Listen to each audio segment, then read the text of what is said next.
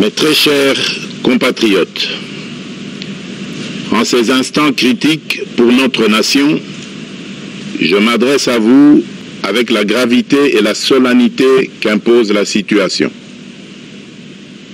L'Est de notre pays, en particulier les provinces du Nord Kivu, du Sud Kivu et de l'Ituri, fait face à une aggravation sans précédent de la situation sécuritaire. Les forces de défense du Rwanda, en soutien de leurs marionnettes du M23, poursuivent leur entreprise terroriste sur notre territoire, semant la terreur et la désolation parmi nos populations. En ces moments difficiles, je vous appelle à la résilience et surtout à la résistance. Face à cette situation, permettez-moi de vous rassurer. Une riposte vigoureuse et coordonnée contre ces terroristes et leurs parrains est en cours. Je voudrais ici interpeller directement la communauté internationale et l'Union africaine. Le Rwanda continue de violer ouvertement et sans scrupule les principes fondamentaux de la Charte des Nations Unies ainsi que les accords régionaux. Pire, ces agissements se déroulent dans une impunité totale et ce, avec un mépris manifeste des règles internationales et des valeurs que ces institutions sont censées défendre.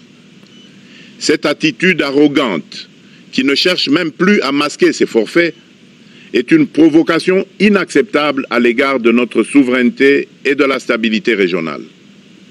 La présence de milliers de soldats rwandais sur notre sol, leur soutien politique, logistique et militaire à leur pantin du M23, ainsi que leur implication dans l'exploitation illégale de nos ressources naturelles, nous conduisent tout droit à une escalade aux conséquences imprévisibles, mettant en danger toute la région des Grands Lacs.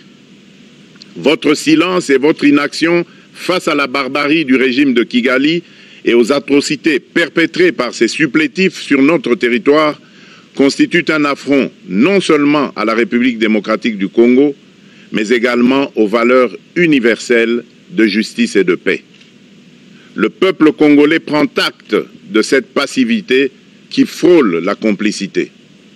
Soyez sûrs d'une chose, la République démocratique du Congo ne se laissera pas humilier ni écraser. Nous nous battrons et nous triompherons. Congolaises et Congolais, l'heure est certainement grave, mais notre détermination est encore plus inébranlable. Ce moment critique nous offre l'opportunité de montrer au monde ce qui fait notre force, c'est-à-dire notre unité sans laquelle tous nos efforts seraient vains. Nos vaillantes forces armées de la République démocratique du Congo, symboles de courage et de patriotisme, sont pleinement mobilisées, prêtes à défendre chaque centimètre de notre territoire. À cet effet, j'ai nommé ce 28 janvier le général-major Évariste Somo Kakule au poste de gouverneur militaire du Nord Kivu pour renforcer la coordination des opérations militaires et restaurer l'autorité de l'État. Mais ce combat n'est pas seulement celui des FARDC. C'est le combat de tout un peuple, le combat de notre identité congolaise, afin de léguer aux générations futures un pays prospère et en paix.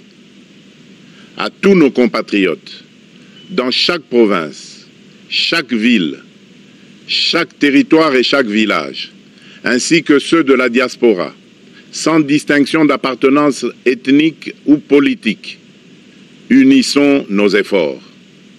Apportons un soutien indéfectible, moral et matériel à nos vaillants soldats. Mobilisons-nous comme un seul homme pour défendre notre souveraineté et sauvegarder notre intégrité territoriale. À vous, habitants de Goma et des environs, je ressens profondément votre douleur qui est aussi la mienne. Elle traverse nos cœurs et nos âmes en tant que fils et filles d'une même patrie. Mais face à cette épreuve, je vous exhorte à puiser dans cette force intérieure qui fait la grandeur du peuple congolais. Résistez avec courage. Faites preuve de vigilance constante et gardez votre calme malgré l'adversité. Je tiens à rendre un hommage solennel à tous ceux qui ont payé le prix ultime dans cette lutte pour notre dignité et notre souveraineté. J'ai une pensée pieuse pour le général-major Peter Chirimwami, gouverneur militaire du Nord Kivu, tombé les armes à la main.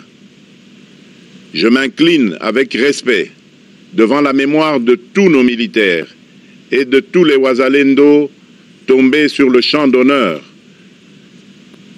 Je pense aussi aux soldats de la mission de la communauté de développement d'Afrique australe, la SAMI DRC, qui combattent à nos côtés, aux casques bleus de la MONUSCO, qui ont sacrifié leur vie pour la paix, ainsi qu'aux innombrables civils victimes de la barbarie ennemie. Leur courage et leur sacrifice ne seront jamais oubliés. À nos vaillantes forces armées et aux vaillants patriotes Wazalendo, véritables sentinelles de la souveraineté nationale, sachez-le, la République ne vous abandonnera jamais. Votre combat est le nôtre et vos sacrifices ne seront jamais oubliés. Le soleil n'a pas cessé de briller sur notre patrie. Ensemble, main dans la main, nous surmonterons cette tempête et nous ouvrirons une ère nouvelle de paix et de prospérité pour les générations futures. Que Dieu bénisse la République démocratique du Congo et son peuple. Je vous remercie.